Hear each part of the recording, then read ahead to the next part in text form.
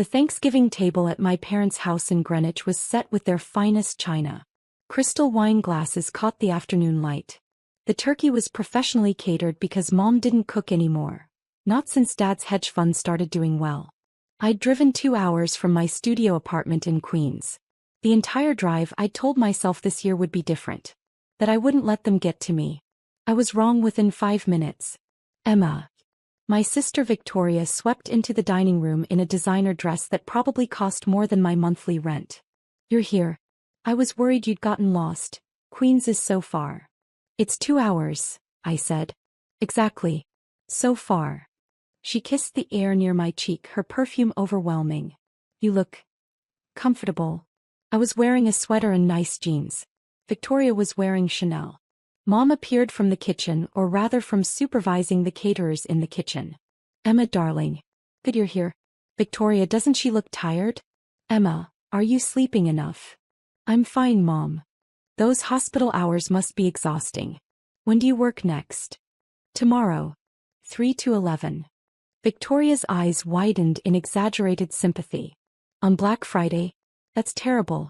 I'm taking the whole week off. Brad and I are going to Aspen. Brad was Victoria's husband, a corporate lawyer who made partner at 32. They lived in a 4-bedroom colonial in Westchester with a 3-car garage and a pool. I lived in a 400-square-foot studio with a Murphy bed and a view of a brick wall. Aspen sounds nice, I said. You should come sometime. Oh wait, can nurses afford Aspen? Victoria laughed like this was a hilarious joke. Dad emerged from his study. Emma. Good to see you. Still at Mount Sinai. Stat. Still in the ICU. Good. Honest work. He said it the way he might say, bless your heart, with pity masked as approval. We sat down for dinner. Victoria and Brad at Mom's right hand. Me across from them, next to the empty chair that used to be Grandma's. Grandma had died 6 weeks ago. We were still waiting for the will reading, scheduled for the following Tuesday. No one had mentioned her yet. Not really. Not beyond the logistics of the funeral. So, Victoria said, cutting into her turkey, the will reading is finally next week. Mom nodded. Tuesday at 2. Everyone has to be there. About time, Dad said. These things shouldn't take so long. 6 weeks is excessive. Estate law, Brad offered. It's a process. I've already been looking at houses, Victoria continued. She pulled out her phone, swiping through listings. This one is in Darien. 6 bedrooms, pool, guest house. It's only $3.2 million. That's lovely, dear, Mom said, leaning over to look at the photos. Look at this kitchen, Victoria zoomed in. Marble countertops. Professional-grade appliances. The kind you see in magazines. Beautiful, Mom agreed. And this one, Victoria swiped to another listing. In Greenwich, actually. Close to you guys. 7 bedrooms. Indoor pool. Tennis court. $4.5 million, but Grandma's portfolio can handle it. Grandma's portfolio has to be worth at least $5 million, Victoria said confidently. Between the house in Bronxville, the apartment in the city, all those stocks Dad's friend helped her invest. Plus her savings, her pension. Mother was very careful with money, Dad said. She invested well. Exactly, Victoria continued. So split 3 ways between us kids, that's over $1.5 million each. Maybe $2 million if it's closer to $6 million total. She looked at me, her expression one of exaggerated sympathy. Emma, you could finally buy a place. Get out of that sad little rental. My apartment is fine, I said quietly. It's 400 square feet. Victoria laughed. I've seen it, remember? When I came to visit last year. You don't even have a real bedroom. The bed folds into the wall. Like you're in college. It's efficient, I said. It's depressing. He turned to Mom. Have you seen it? The building doesn't even have a doorman. And the neighborhood, I had to park 3 blocks away. 3 blocks. Mom sighed. Emma makes her own choices, Victoria. I know, but still. Victoria shook her head. With your inheritance, you really should consider something nicer. Maybe Astoria? That's up and coming. Or Long Island City. Somewhere with actual amenities. A gym. A doorman. A place where your car won't get broken into. My car has never been broken into, I said. Yet, Victoria said. It's only a matter of time in that neighborhood. I said nothing. I'd learned years ago that defending myself only made it worse. Victoria returned to her phone. Brad and I will probably buy 2 properties. One in Westchester, something bigger than what we have now. And maybe a beach house. The Hamptons or maybe Nantucket. Smart investment. Dad nodded approvingly. What about you, Emma? Brad asked. He was trying to be nice. He usually was. What will you do with your share? I don't know, I said. I haven't thought about it. Victoria laughed. Of course you haven't. You never plan ahead. That's why you're 32 and still renting a studio apartment. Victoria, Brad said quietly. What? I'm just saying. Some of us plan for the future. She gestured at their beautiful life, their beautiful things. Some of us work hard and make good choices. I was working 70 hours a week as an ICU nurse, making $85,000 a year in one of the most expensive cities in the world. But Victoria was a marketing executive making $200,000, so clearly I wasn't working hard enough. Still, Victoria continued, it'll be nice for you to have some money. Maybe you can finally do something with your life. Go back to school. Get a better job. I like my job, I said. You change bedpans, Victoria said. She said it kindly with a smile which somehow made it worse. I save lives, I replied. Of course you do, dear, Mom said. We're very proud. But Victoria has a point. With an inheritance you could advance. Maybe go back for your MBA. Do something more prestigious. The rest of dinner passed in a blur of Victoria discussing her plans, Mom and Dad nodding approvingly, Brad trying to change the subject occasionally, and me sitting silently pushing food around my plate. As dessert was served, pumpkin pie from a bakery in Manhattan that cost $60, Victoria leaned forward conspiratorially. I have to admit, she said, I'm curious what Grandma left to each of us. Do you think it'll be equal? Why wouldn't it be? Mom asked. Well, Victoria glanced at me. I mean, I spent a lot more time with Grandma than some people. We all loved Grandma, I said quietly. Of course. But I visited her every month. Brought the kids. She loved seeing the kids. What Victoria didn't mention. Those monthly visits were scheduled precisely 2 weeks apart, lasted exactly 90 minutes, and always ended with Victoria checking her watch and saying they had another commitment. What Victoria didn't know, I had visited Grandma every week. Every single Thursday evening for 3 years. We'd have dinner together, watch Jeopardy and talk. Really talk. But I'd never mentioned it to my family. Because Grandma asked me not to. They'll make it about them, Grandma had said. They'll want to know why I'm not giving them the same attention. Or they'll start visiting out of obligation, not love. I like our Thursday evenings, Emma. Just us. Can we keep it our secret? So I had. For 3 years I told my family I was working late on Thursdays. Or meeting friends. Or too tired to talk. They never questioned it. They never asked for details. They never asked about anything in my life, really. I'm sure Grandma was fair, Dad said. She was always fair. Still, Victoria said, pulling up her calculator app, even $1.5 million would be life-changing for Emma. Finally, a down payment on a real apartment. Everyone laughed.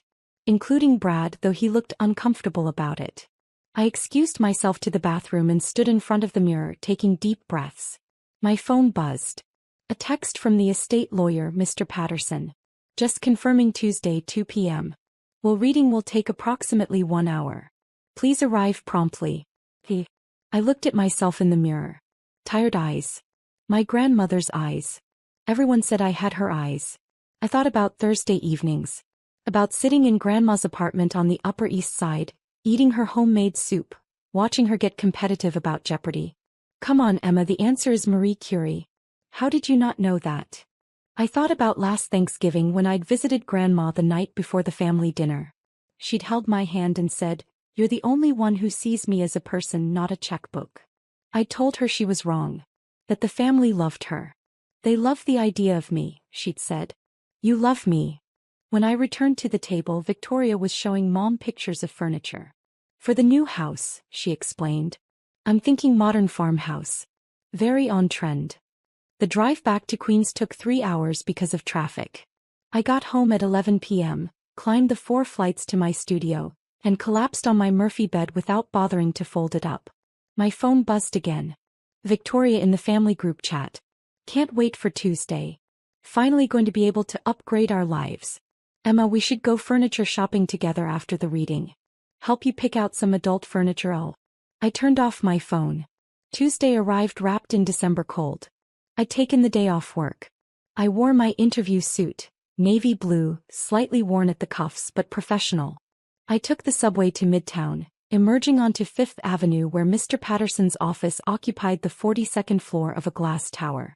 The waiting room was all marble and leather. Too expensive. Too quiet. Mom and Dad were already there sitting on a sofa speaking in low tones. They looked up when I entered. Emma, Mom said. You're early. So are you. We wanted time to prepare, Dad said. This is an emotional day. Victoria and Brad arrived 10 minutes later, Victoria in another designer outfit, carrying a Birkin bag. Sorry we're late. Traffic was insane. Emma, you look nice. Is that the same suit you wore to your nursing school graduation? Yes, I said. Cute. Very thrifty. The receptionist appeared. Mr. Patterson is ready for you. We filed into a large conference room. Floor-to-ceiling windows overlooked Central Park. A long table with leather chairs. Everything designed to intimidate. Mr. Patterson was in his 60s, white-haired with kind eyes. He'd been Grandma's lawyer for 30 years.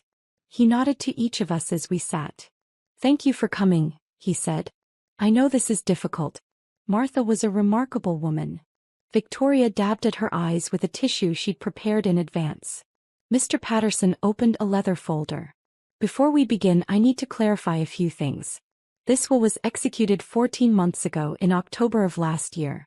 Martha was of sound mind as documented by her physician. The will was properly witnessed and notarized. It is legally binding and final. Of course, Dad said. Martha also left instructions that I was to read the will in its entirety before taking questions. I ask that everyone respect that. We all nodded. Mr. Patterson put on his reading glasses. The last will and testament of Martha Elizabeth Reeves, executed October 7, 2023. He read through the legal preliminaries. That Grandma was of sound mind. That this superseded all previous wills. That Mr. Patterson was executor. Then he reached the bequest. To my son James Reeves and his wife Patricia Reeves, I leave the sum of $25,000. Silence. Complete shocked silence. Mom's face went white. To my granddaughter Victoria Reeves Morrison, I leave the sum of $25,000. Victoria's mouth fell open. What? Please hold all questions until the reading is complete, Mr. Patterson said gently. The entirety of my remaining estate, he continued, his voice steady, including my residence at 784 Park Avenue, my investment accounts, stock portfolio, retirement accounts, personal property, and all other assets not specifically mentioned above, I leave to my granddaughter Emma Louise Reeves. The room exploded. That's impossible. Victoria stood up.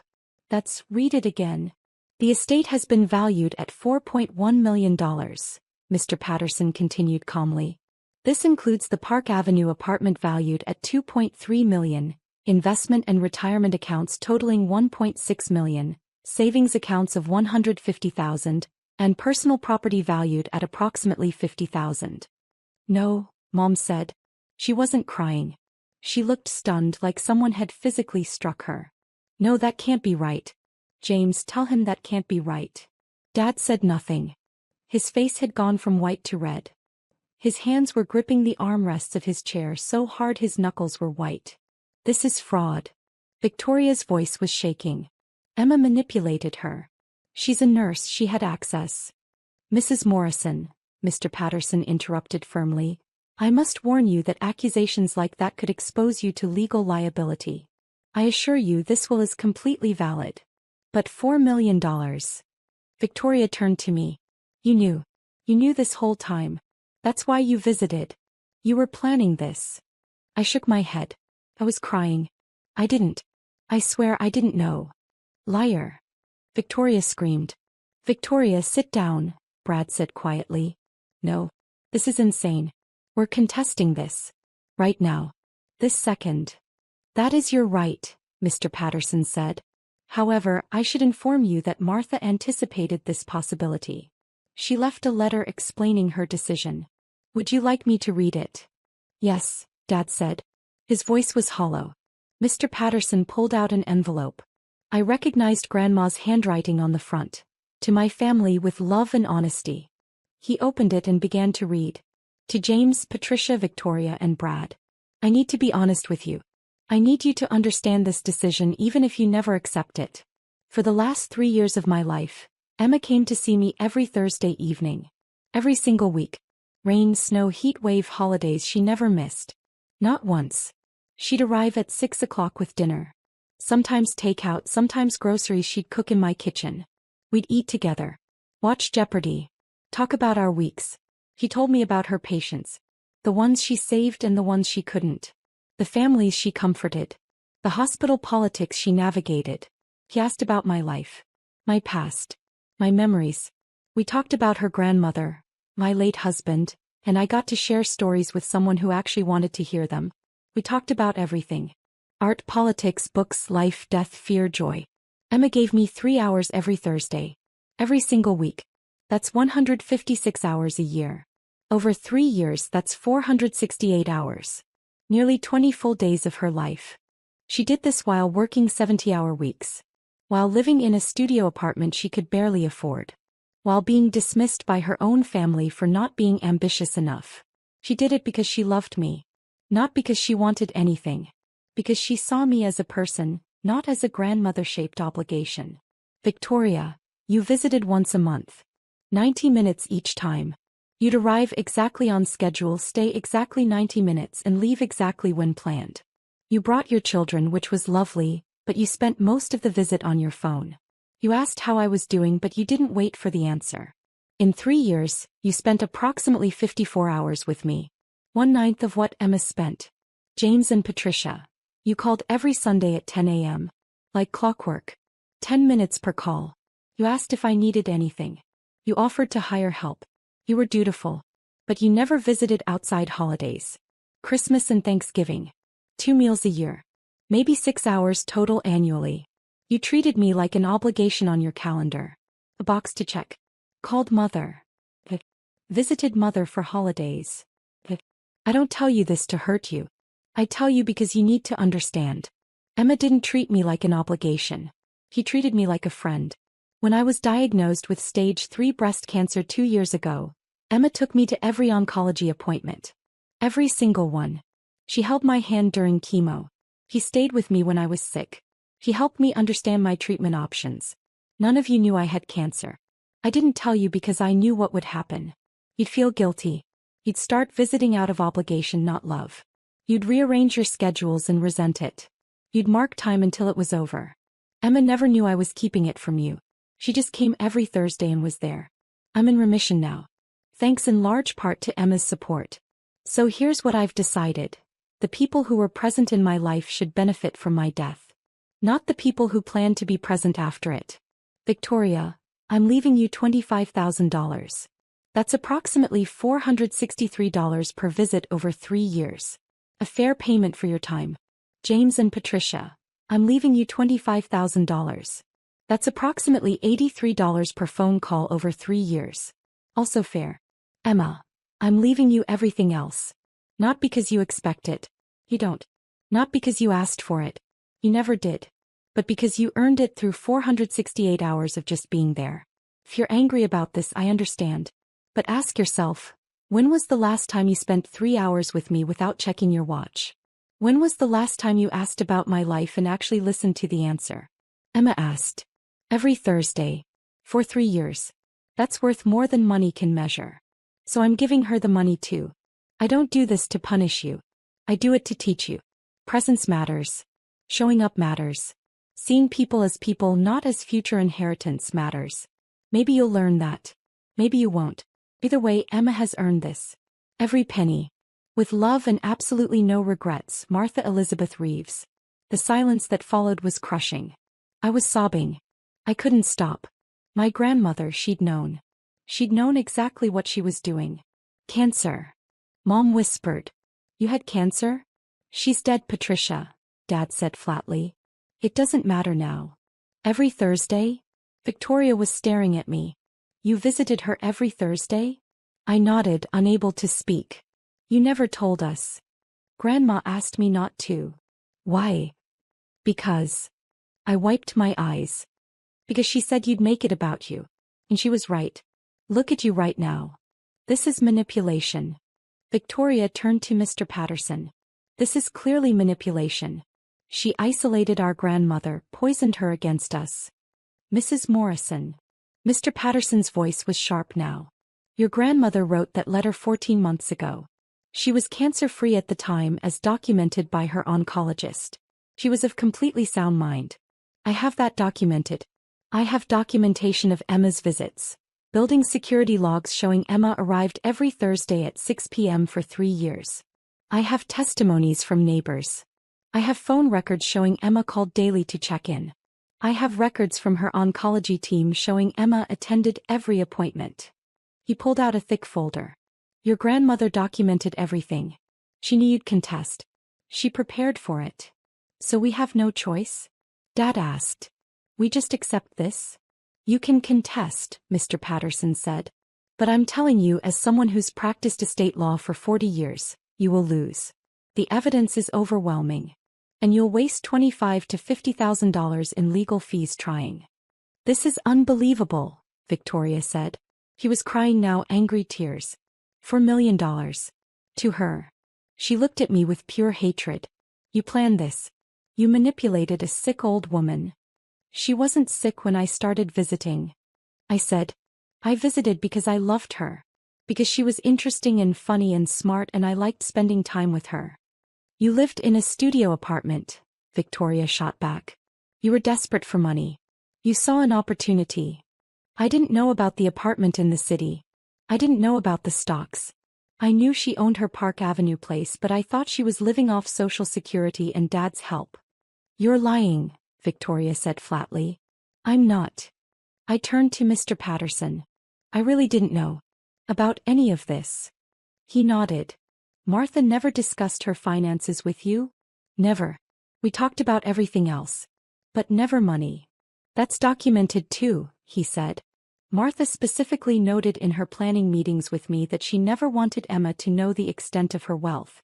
She wanted to ensure Emma's visits were genuine. He looked at my family. Which they were. Brad stood up.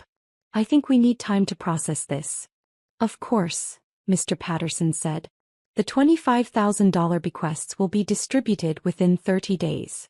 Emma, the estate will take 4 to 6 months to process through probate. I'll contact you to begin that process. We all stood. Victoria was still crying. Mom looked shell-shocked. Dad's face was red with suppressed anger.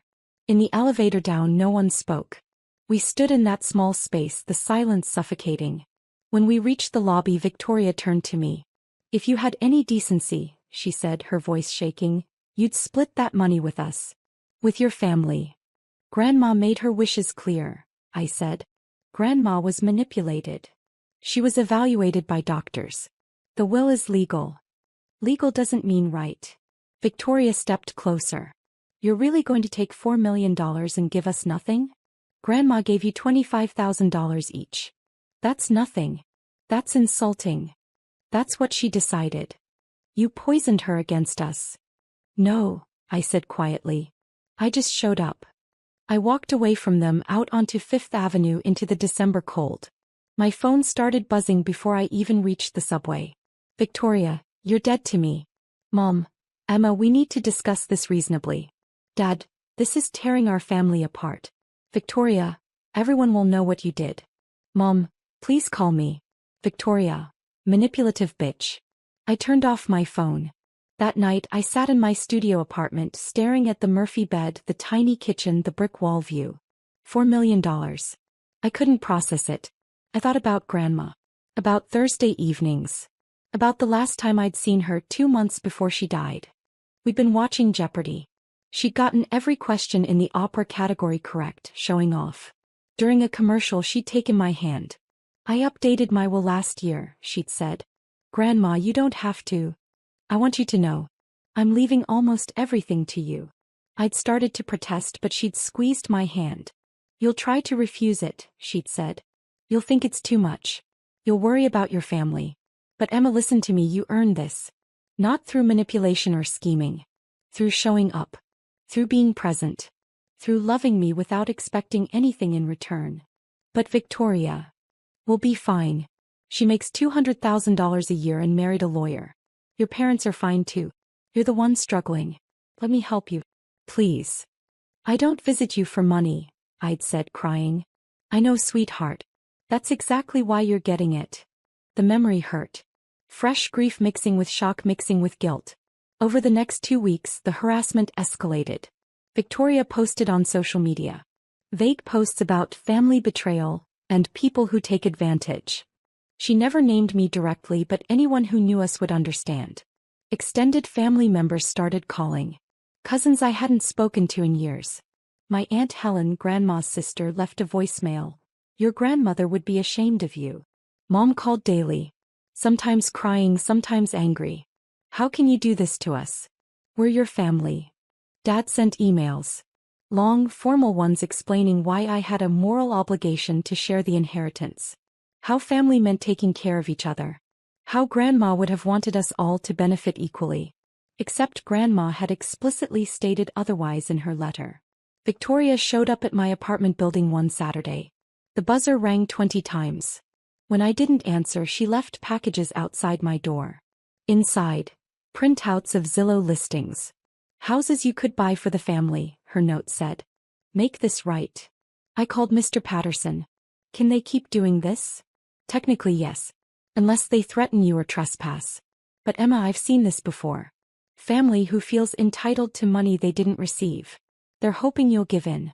Hoping the harassment will work. Will it stop? If they contest and lose, usually yes. The court defeat makes it real. And if they don't contest? Then eventually they'll accept it. Or they won't. But you can't give in. Martha made her wishes clear. Honor them. 3 weeks after the will reading, I received a legal letter. Victoria had filed a will contest. Grounds: undue influence, isolation of decedent, taking advantage of vulnerability due to cancer diagnosis. Mr. Patterson called me. Don't worry. We expected this. Gather any evidence you have. Text messages with your grandmother, photos, anything showing your relationship was genuine. I spent a week going through my phone. 3 years of Thursday evening photos. Grandma and me at her dining table. Watching Jeopardy. Cooking together. Playing cards. Just being together. Hundreds of text messages. Daily check-ins. How are you feeling? Do you need anything? Thinking of you. And her responses, I'm fine, sweetheart. Just happy you're in my life. Can't wait for Thursday. Evidence of a relationship. Of love. Of presence. The court hearing was scheduled for 4 months later. In the meantime, I continued working at the hospital. 70-hour weeks in the ICU. Saving lives. Losing lives. Coming home exhausted to my 400-square-foot studio. Nothing had changed yet. The inheritance was tied up in probate and now in court proceedings. I still lived the same life. Except now my family hated me. Christmas came. I wasn't invited to dinner. Victoria posted photos on Instagram. Mom, Dad, Victoria, Brad, the kids. Everyone smiling. Grateful for real family, the caption said. I worked a double shift Christmas Day. It was easier than being alone. 4 months after the will reading, we sat in Manhattan Circuit's court. Judge Robert Chin presided. He was in his 50s, sharp-eyed, no-nonsense. Victoria's attorney was a woman named Sharon Blackwell. Expensive. Aggressive. She wore a suit that cost more than I made in a month. She presented their case. That I'd had unprecedented access to Grandma. That I'd isolated her from her family by encouraging her to keep our visits secret. That I'd taken advantage of her vulnerability during cancer treatment. That as a medical professional I could have influenced her mental state or medications. She had no evidence. Just implications and suggestions. Then Mr. Patterson presented our case. Building security logs showing I'd arrived every Thursday at 6 p.m. for 156 consecutive weeks. Only missed holidays when Grandma was visiting my parents. The logs were detailed. My name, time of arrival, time of departure. Every week. For 3 years. Phone records showing I'd called Grandma daily for 3 years. An average of 7 minutes per call. Just checking in. How are you feeling? Did you eat today? Do you need anything from the store? Email exchanges about books we'd both read. Recommendations. Discussions. Proof of an intellectual connection. Photos of us at museums, at cafes in Central Park. Not just the obligatory holiday photos my family had. Real outings. Real time together. Testimony from Grandma's oncologist. Emma Reeves attended every appointment as patient support. Martha was completely mentally competent throughout her treatment. The will was executed during a period of excellent health, 14 months before her death, and well before any cognitive decline. Testimony from Grandma's neighbors in her building. We only ever saw Emma visiting regularly. The rest of the family came for holidays only. Maybe Christmas. Maybe Thanksgiving. But Emma? Every week. Rain or shine. Testimony from the building doorman, a man named Marcus who'd worked there for 15 years. Miss Emma came every Thursday like clockwork. Sometimes she'd bring soup. Sometimes flowers. Sometimes just herself. Always stayed 3 hours. The grandmother, Mrs. Reeves, she lit up when Miss Emma arrived. You could see it. She'd be watching the door waiting. Photos from my phone. Hundreds of them. Showing a genuine loving relationship. Text messages between Grandma and me. Daily. Loving. And Grandma's letter written 14 months before her death, explaining everything clearly. Judge Chen reviewed it all. Then he spoke. I've presided over many estate disputes, he said. Many involve legitimate questions about mental capacity, suspicious circumstances, or unclear intent. This is not one of those cases. He looked at Victoria. Ms. Morrison, your grandmother left a detailed, documented explanation of her decision. She was evaluated by multiple doctors and found completely competent. She had the right to leave her assets to whomever she chose. But she was manipulated, Victoria started. No, Judge Chen interrupted. She was visited. There's a significant difference. A crucial one. He turned to Mr. Patterson. The evidence shows a granddaughter who provided consistent, loving care to her grandmother for years. Who asked for nothing in return.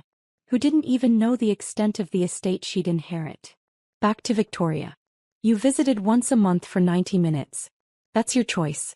But you can't now claim that someone who visited weekly for 3 hours somehow manipulated your grandmother. If you wanted a relationship with her, you should have invested the time. He banged his gavel. Contest denied. Martha Reeves's will stands as written. Furthermore, given the frivolous nature of this contest and the clear evidence against it, I'm awarding Ms. Emma Reeves her legal fees, to be paid by the contesting party. Mr. Patterson leaned over. That's $28,000 they owe you. Victoria stood abruptly. This is wrong. This is, she looked at me. I hope you're happy. You've destroyed this family. I didn't destroy anything, I said quietly. I just showed up. Outside the courthouse, Mom and Dad were waiting. $28,000, Dad said. You're going to make us pay? The judge made that decision. You could waive it. No. So you're really doing this? Mom asked. Taking $4 million? Forcing your own parents to pay legal fees? Destroying your relationship with your sister? I'm honoring Grandma's wishes, I said. That's all I'm doing. Your grandmother would be ashamed, Mom said. My grandmother wrote a letter explaining exactly why she made this decision. She knew you'd react this way. She prepared for it. I walked away from them. 6 months after Grandma's death, the estate cleared probate. I inherited everything. The Park Avenue apartment. The investment accounts. The stocks.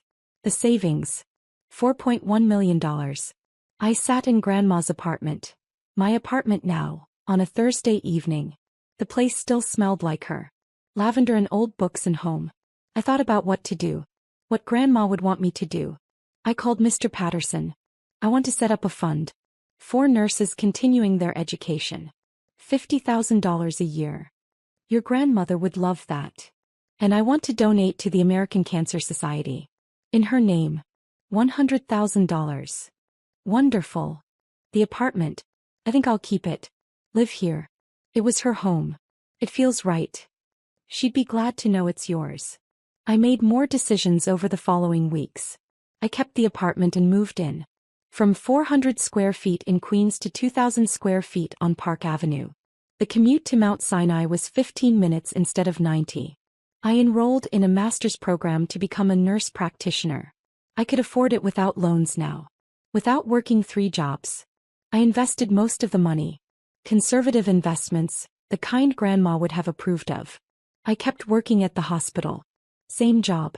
Same hours. But now I didn't have to stress about rent. About bills. About whether I could afford to fix my car or take a day off when I was sick. My family didn't speak to me for almost a year. Then, on what would have been Grandma's 84th birthday, I received a text from Dad. I've been thinking about Mother. About what she wrote in her letter. I was wrong to be angry at you. You didn't take anything from us. We gave it away ourselves by not being present. I'm sorry. We met for coffee the next week. Really talked for the first time in years. Your mother is still angry, he said. So is Victoria. I don't know if they'll come around. That's their choice, I said. You were right though. About showing up mattering. I should have shown up more. For Mother. For you. It's not too late, I said. For us at least. We started having coffee every other week. Not Thursday evenings. Those were still Grandma's even though she was gone. But Sunday mornings. Slowly rebuilding something. Mom took longer. Almost 2 years before she called. I miss my mother, she said. And I miss my daughter. I'm sorry for how I acted. The money, it doesn't matter. I just want my family back. Victoria never apologized. We see each other at occasional family events now. We're polite, civil. But the relationship is broken. Maybe permanently. She has her mansion in Darien. Her beach house in the Hamptons. Her designer clothes and her perfect life. I have Grandma's apartment. Her books. Her memories. Her legacy. And on Thursday evenings I still sit in her living room watching Jeopardy talking to her like she's still there. The answer is Marie Curie, Grandma. How did I not know that? I like to think she's listening. 3 years after the inheritance I completed my master's degree. I became a nurse practitioner, specializing in oncology. Working with cancer patients the way Grandma had been. I helped patients understand their treatment. Held hands during chemo. Made sure no one faced their diagnosis alone. It felt like honoring her memory. Like using her gift the way she'd intended. The scholarship fund had helped 15 nurses so far. Some sent thank you notes. I couldn't have finished school without this. This changed my life. Thank you for investing in nurses. Grandma would have loved that. I thought about her letter often. About her final lesson, presence matters. She'd been right. About everything. The people who show up are the ones who deserve to be there. The people who invest time are the ones who earn trust. The people who love without expecting anything are the ones who deserve everything. I'd shown up every Thursday. I'd been present. I'd loved her. And she'd loved me back. With a $4 million inheritance and a letter explaining exactly why. On Thursday evenings I still sit in her living room. Sometimes alone. Sometimes Dad joins me. Sometimes friends from the hospital. But I'm never lonely. Grandma gave me more than money. She gave me the knowledge that I'd done right. That I'd been there when it mattered. That I'd loved someone fully and they'd loved me back. That was the real inheritance. The $4 million was just proof.